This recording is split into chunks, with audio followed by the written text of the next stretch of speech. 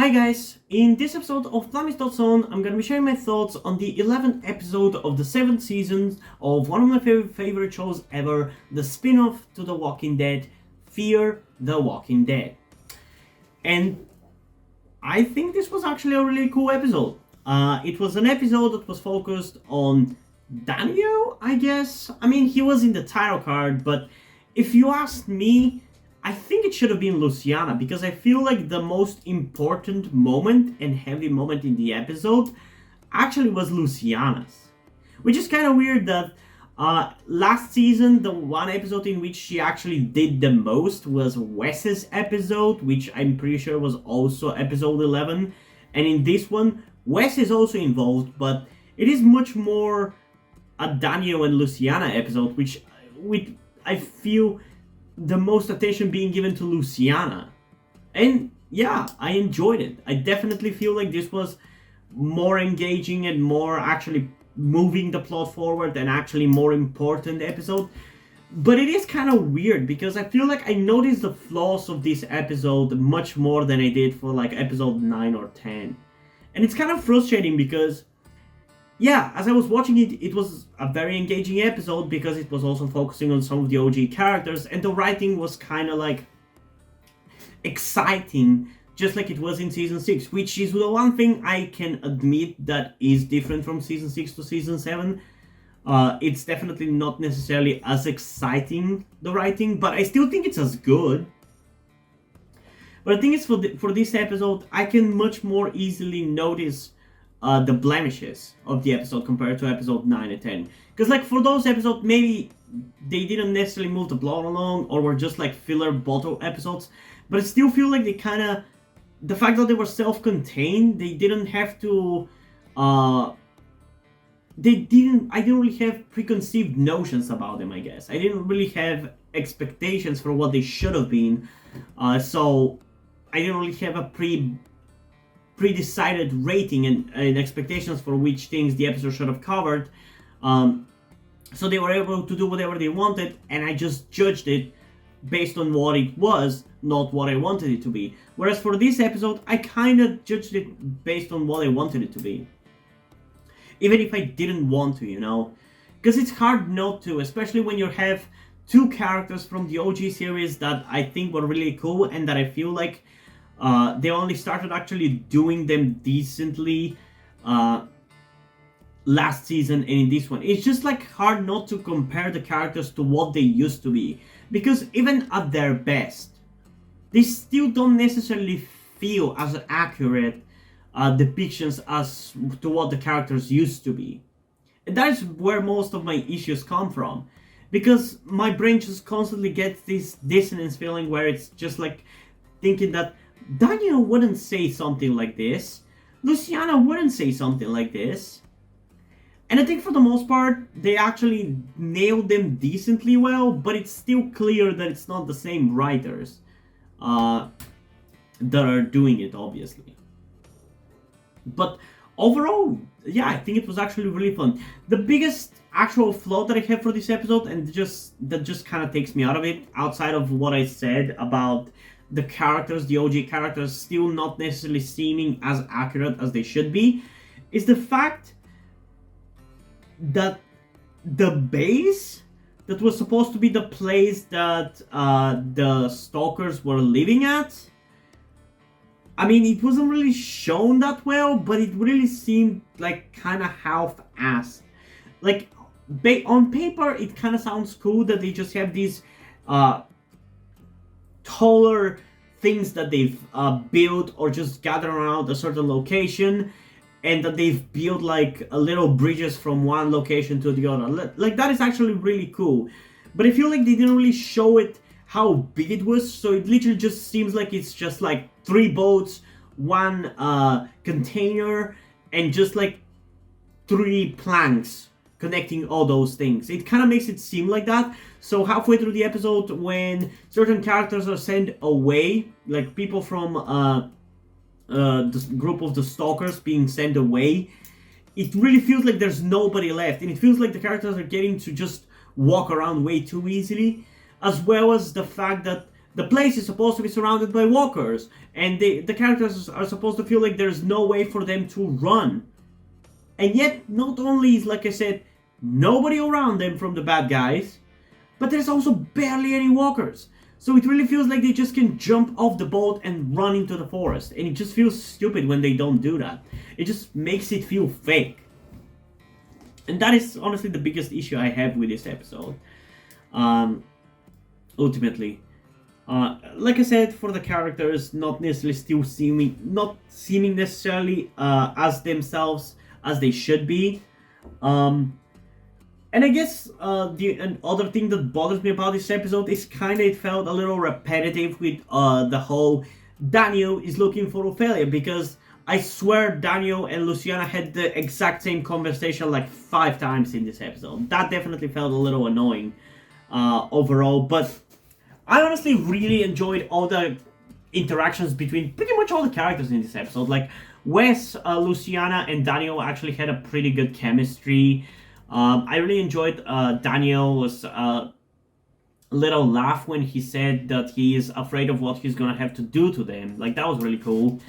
And I guess as a driving force, having Ophelia's death be a thing that Daniel is still dealing with, it was fine. I get what they were doing. I get what they are doing with it. But I don't know, it just felt like they were kind of longing for like a time that is no more. The writers were kind of doing that. Because Ofelia has been dead for 4 seasons now. What a time to actually bring her back and have Daniel deal with her in that regard. It also feels weird to have the characters, or in this case Luciana at the end of the episode, tell Daniel that Ofelia is alive and Strand has her. Because, like, it's obviously wrong, and that is obviously, like, the big bad thing that the character does in this episode. Because Daniel even says that if he actually doesn't find Ofelia at the tower, his mind actually might break for good. It's obviously supposed to be a setup for either him dying at the end of the season or Luciana potentially dying. I don't know. God knows what they're going to do at the end of the season, especially because the production is moving to Georgia, so who knows who is actually going to move there. But it just feels weird to actually like use Ophelia's name and Ophelia's character like this when she's not been on the show for such a long time. It still makes sense though, I guess, because he never really properly dealt with her death. And for people who want to say that the showrunners are running Daniel's character, I'm pretty sure I already mentioned this like in last season's Daniel episode, but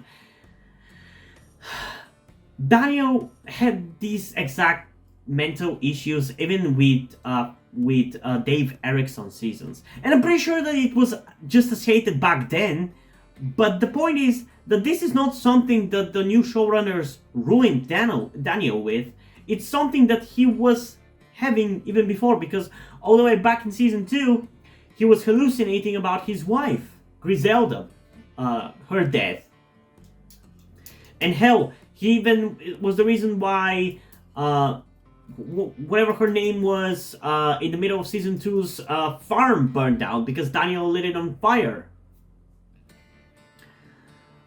So he's had mental issues for a long time, and I don't necessarily remember if we had anything in that regard in season 3. We did have that one episode that focused on him and what happened to him, but I don't really remember whether we dealt anything like that with him. So it makes sense for him to have those mental issues, and the way they explain it in the episode, which by the way I think they do kind of over-explain it a little bit, it's the fact that he never got to get closure with his daughter that is kind of causing his mind to break, because he cannot focus on anything else other than thinking about her. And because he's also been like a child soldier, he has heavy PTSD that is also making things worse as well. And it's very much something that is triggered by stress, which also explains why he seemed relatively fine back in like season 5 when he was first reintroduced after season 3, because during the time when he was away from the group and he was on his own, he didn't have much stress. He just had to care about himself. He had a cat who was calming him down as well. Which, by the way, in this episode, it's revealed that he lost skid mark, so there's that.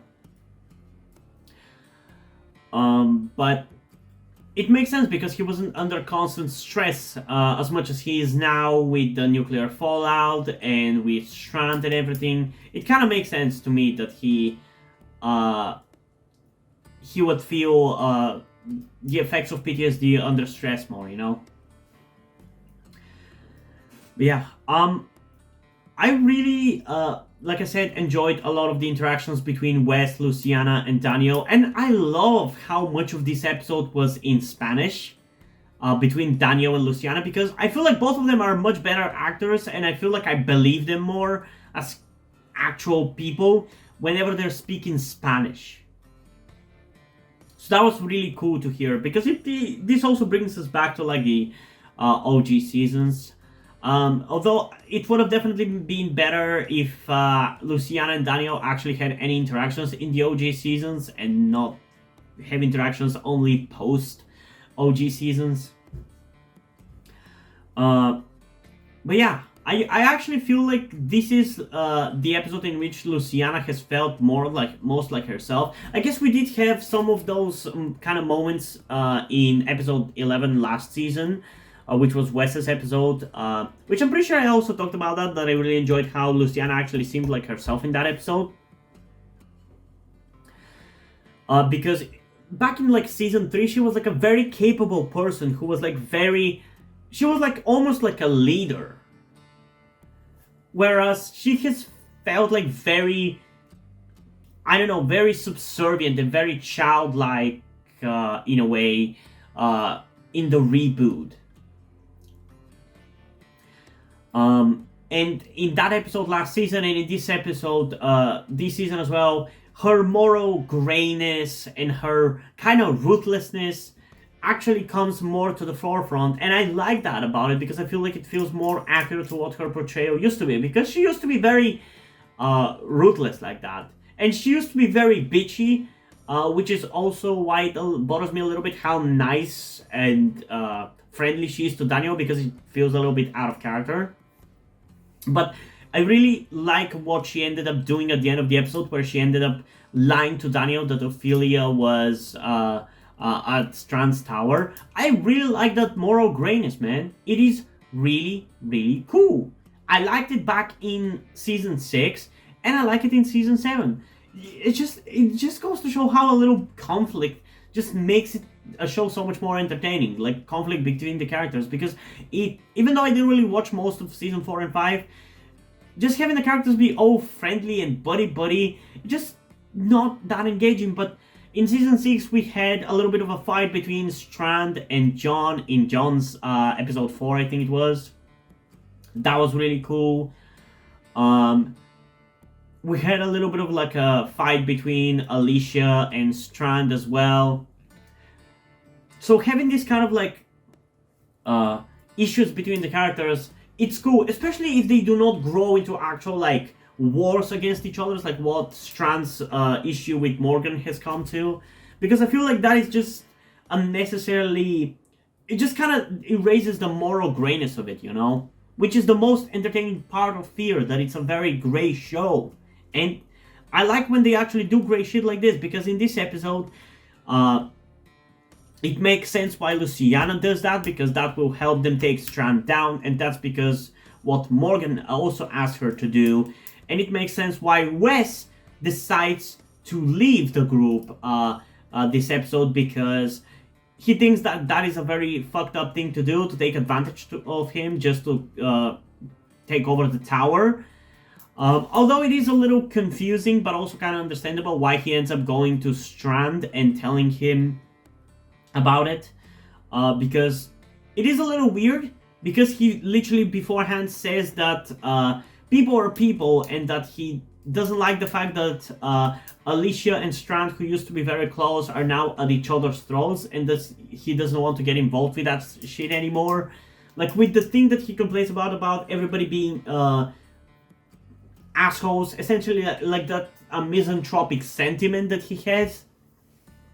It feels kind of weird for him to go to the enemy and continue to perpetuate the cycle of violence. But it kind of also makes sense why he would go and do that, because it is a very fucked up thing to do, that they would take advantage of Daniel. So he feels like after that thing, Strand maybe has the moral high ground in this fight. Although we'll see whether this is going to go, where this is going to go, whether it's going to turn out that he's a spy. Is it going to turn out that maybe this is a plan by Morgan to send more and more people in Strand's tower? I don't know, but I like it. I like where that is heading. I actually thought that we were losing Wes for good, but no, it turned out to not be the case. Which I'm actually fine with. I like Wes, especially after his episode last season. He's definitely an entertaining character to me. But yeah, I think that's pretty much covering everything I have to say about this episode. So we're just gonna go through my notes, which are pretty much of the same length as they have been every episode. About a page and a half. So let's go through the notes. First thing I've written is that boat card a reference to season 3? Which very much it was, because in this whole episode they were talking about the Abigail, which was the boat which he, I guess, last remembers Ofelia in, because that was kind of the last time he saw her when he was sane, because after that he kind of went insane at the farm, and then they got separated because we thought he was dead. And then she kind of left our group, and then she got found by Taka, and then she was with the Native Americans, and then she got bit and died before she could reunite with her dad. So it kind of makes sense that he thinks back to the Abigail. But I like the references to the OG seasons. The next thing I've written is, I love the Spanish talk between the Daniel and Luciana. Can we get an actual Spanish spin-off? I really want to see something like that, man. I really do. Hopefully, Tales of the Walking Dead would actually fucking try to experiment instead of just doing more Americans and more American set episodes, because you can only do so much fucking stories in the USA with zombies and make it interesting and make it new. Hell, even Fear the Walking Dead has had to resort to radiation to actually keep itself interesting, and has had to resort to switching the plot completely every season to keep itself interesting, and it's already kind of feels like it has jumped the shark a little bit. So I am worried a little bit. I'm gonna sidetrack a little bit, but I am worried that Tales of the Walking Dead is gonna be kind of bland and kind of uninteresting, because it's just gonna be random characters with nothing interesting about them or nothing unique about their stories, so I'm not really gonna enjoy them that much. So I feel like AMC should fucking try to experiment more and have random episodes set around the world. Like, that would be really cool. That is something that people have been asking for years. It can actually reinvigorate the fandom. So if we can't get an actual Spanish spin-off, let's at least get a Spanish Tales of the Walking Dead episode. So yeah, the next thing I've written is he flashing back to season 2? Which essentially he was, because like I said, that was the last time he actually saw Ofelia while he was sane. So it makes sense that he would be flashing back to that. The next thing I've written is, I gotta say, this is a pretty intriguing so far. And it was a really intriguing episode for the most part. It has its issues, but it was honestly decently enjoyable. I do think that maybe his episode last season was a little bit better. But for a Luciana episode, like I said, I honestly personally consider this more of a Luciana episode than a Daniel one, because it just focused on her more. And the big part of the episode at the end there was her and her actions. The next thing I've written is, I love the focus on Wes, Luciana, and Daniel. Yeah, I actually somehow didn't expect that we were actually going to get a focus on the whole group. I expected maybe we're going to be just Daniel again. But no, like I said, we actually got a debatably bigger focus on Luciana. It really feels like 40% of the episode focuses on Luciana. Actually, no, 50% of the episode focuses on Luciana, 40% on Daniel, and 10% on Wes.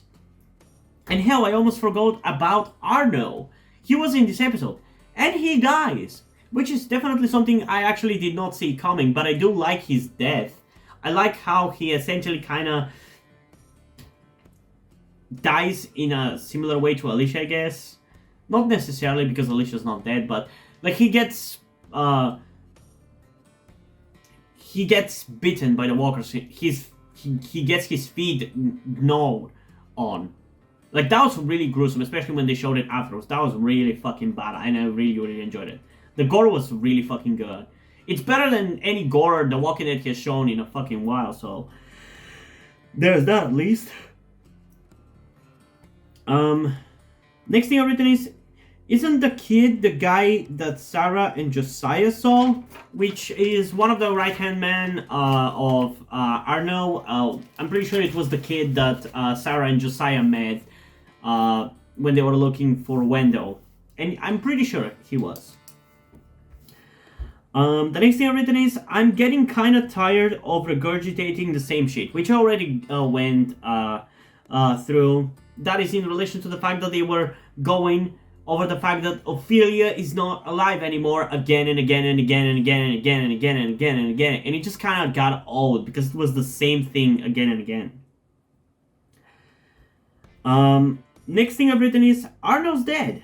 Didn't see that coming, and indeed I did not. It was pretty surprising, but cool. I'm just curious who is letting out the zombies, because that is either Strand or a potential villain for next season. So I guess we'll find out.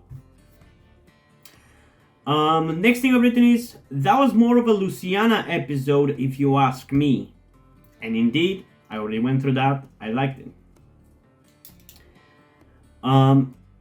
Then I've written, that's heavy, man. Which I think is in relation to the fact that, like I said, when Luciana lies to him that Ofelia is alive, he says that if she's actually not there and that Luciana is lying to her, to him, he might actually lose his mind for good. Like, that felt very heavy. Especially with the look that Ruben Blades was giving us. Like, his performance there was really good. Like, you generally felt like the guy was, like, kind of hopeful, but worried that it's a lie, and that he's going to lose himself forever. Next thing I've written is, damn, we are losing Wes. Which we actually didn't end up losing Wes, but at least the good guys, or what is supposed to be the better guys, lost Wes. So, there's that as well.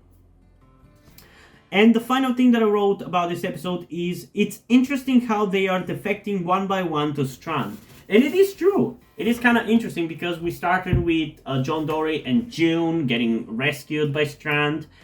Then we got Dwight and Sherry, who actually ended up leaving the place and not going with Strand. I guess. Next we had Sarah, who potentially was going to go to the tower but didn't end up going so. Then we got Grace, who got pulled into the tower, essentially, together with the baby. Then we had Charlie get pulled into it as well, and now we have Wes going there as well. It's kind of interesting, but I don't think many more are going to go. I'm pretty sure Dwight and Sherry are not going to side with Strand because we already have decided that those characters are not going to side with Strand. But it also just doesn't make sense for their characters after going through this shit with Negan. It just doesn't make sense for them to go under another dictator like Strand. So yeah, overall, very fun episode. Probably the most exciting episode of the season so far, and definitely the most season 6-like episode so far, because I'll give you this, to the people who criticize this season, I'll give you this. It's definitely been a little boring. Or at least there has been a lack of excitement. We've have had some cool stuff, cool characters, cool moments, but it definitely has lacked a little bit of excitement.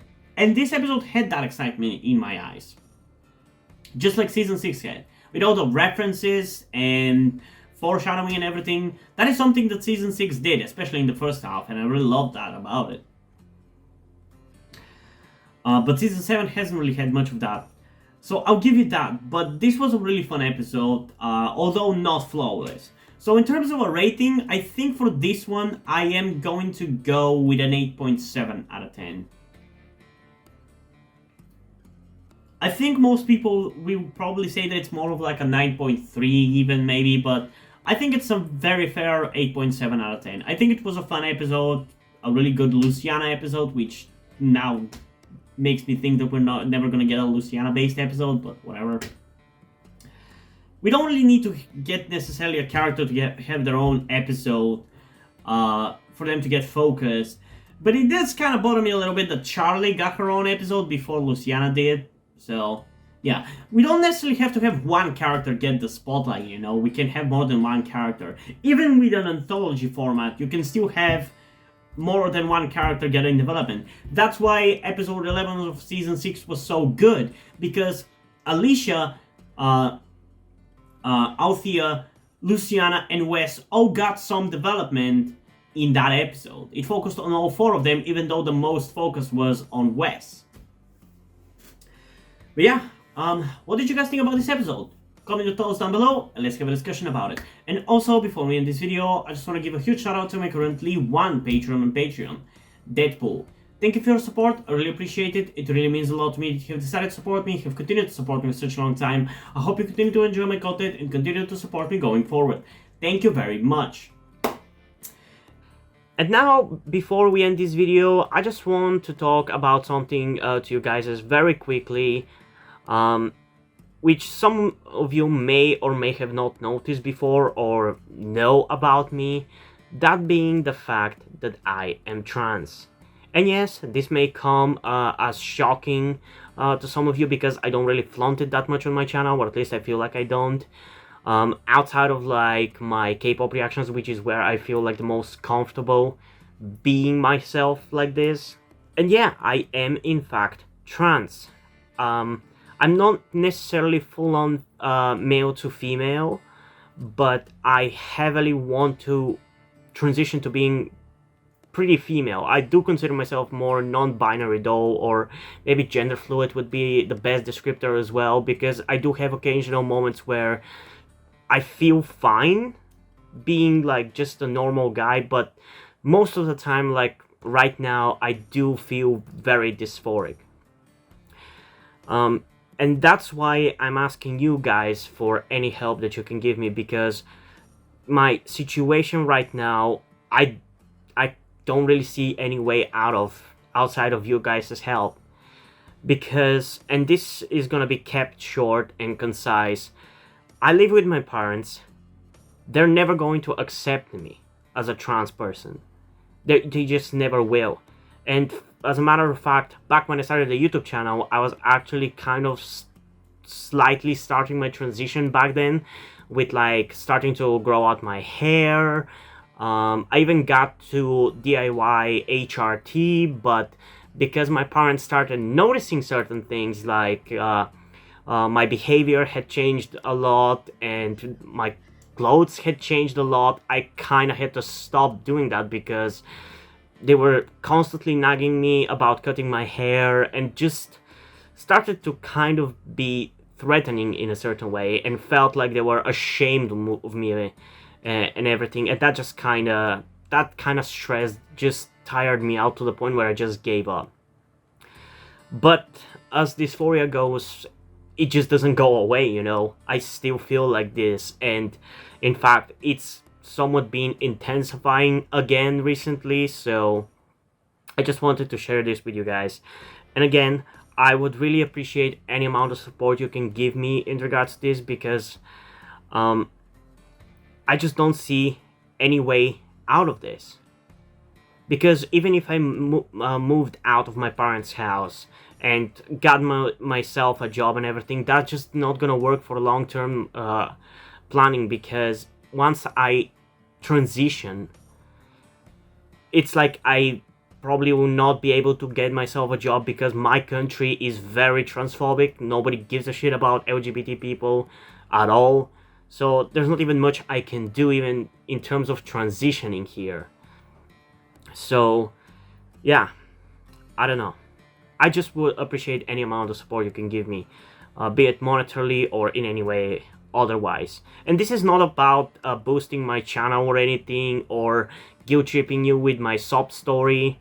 I just wanted to get this off my chest and make my subscribers aware of the situation that I am in, and that I would appreciate anything that you guys can help me out with. It would mean literally everything. Like, for example, a friend that I made after starting this YouTube channel, my good friend Yuri, has been helping me out a lot. And I genuinely might have not been here if it wasn't for him showing up and befriending me. So yeah, this just went a little bit longer than I intended, but I would just really appreciate anything you can support me with. That's kind of ultimately what I'm trying to say. And yeah, hope you guys enjoyed this video, and if you did, please leave a like and subscribe. Also, check out the link in the description to my Twitter if you want to follow me over there, and to my Wattpad where I post my stories, because in addition to doing all these videos on my channel, I'm also a writer. And if you don't enjoy my stories or simply enjoy my videos, you can head over to my Patreon or to my Ko-fi account, where you can pledge your support and help get the channel going. Help support me so I can keep writing the stories you enjoy. But if you don't want to do it, that's completely fine. You can help me out in other ways, like liking this video, subscribing to the channel, and especially sharing this video with somebody who you think might enjoy it. And I think this is pretty much it for this video, so hopefully I'm gonna see you in the next one. Bye!